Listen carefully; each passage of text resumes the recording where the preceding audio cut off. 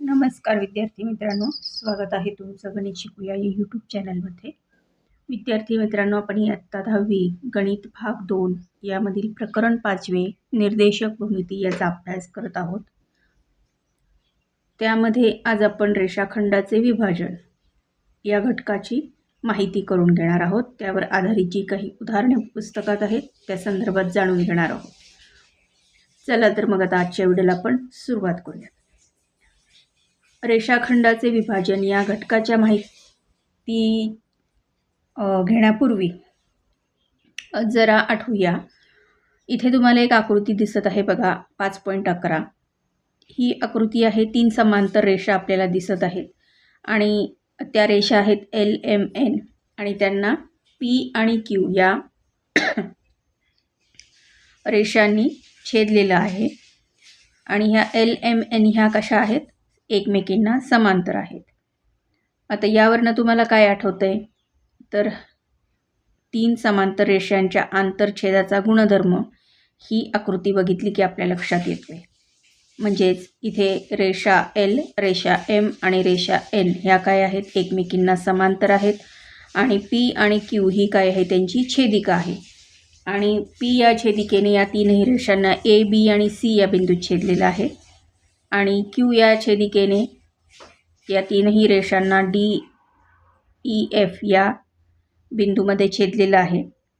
आणि त्यामुळे AB छेद BC आणि DE छेद EF आपण हे असं म्हणू शकतो. आता आपण रेषाखंडांचे विभाजन या घटकाकडे वळूयात. इथे तुम्हाला एक रेषाखंड दिसतोय बघा, आकृती 5.12. तर AP हे माप किती दिले त्यांनी? 6 आणि PB बरोबर 10 दिलेलं आहे. मग आता AP छेद PB बरोबर 6 छेद 10 बरोबर 3 छेद 5. हेच वेगळ्या शब्दात आपण असं लिहू शकतो की बिंदू P हा रेख ABचे 3/5 या गुणोत्तरात विभाजन करतो असे म्हणतात.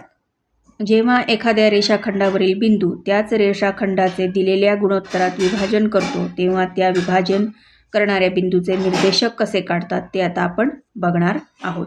जाणून घेऊया विभाजनाचे सूत्र. आता इथे ही जी आकृती आहे 5.13 यामध्ये X आणि Y हे जे प्रतल आहे त्यामध्ये रेख AB आणि यावरील जे बिंदू आहेत बिंदू P ते रेख ABचे MSN या गुणोत्तरात विभाजन करतो.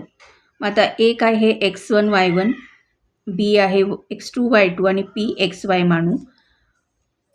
मग आता रेख AC, रेख PQ आणि रेख BD हे X अक्षावरती लंब आपण काढलेले आहेत. डॉटेड लाईन इथे दाखवलेला आहे.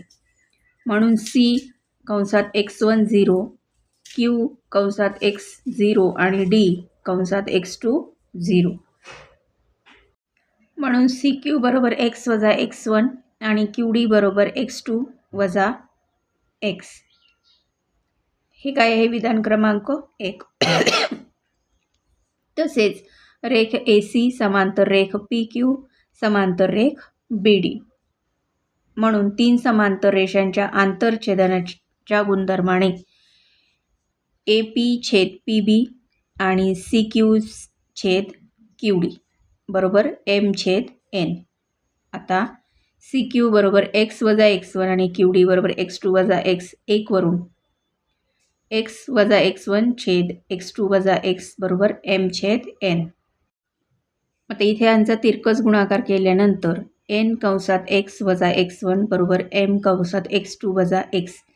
N नी या कंसाला गुणायचं, M नी या कंसाला गुणायचं. आपल्याला मिळतं NX वजा NX1 बरोबर MX2 वजा MX. मग आता हे जे समान आहेत ते एका बाजूला घेतले. MX अधिक NX बरोबर MX2 अधिक NX1. यामध्ये X कॉमन काढला, X कंसामध्ये M अधिक N, इथे MX2 अधिक NX1 तसेच. मग आता हे X बरोबर हे M अधिक N इकडे जे गुणाकारात आहेत तिकडे भागाकारात जाणार.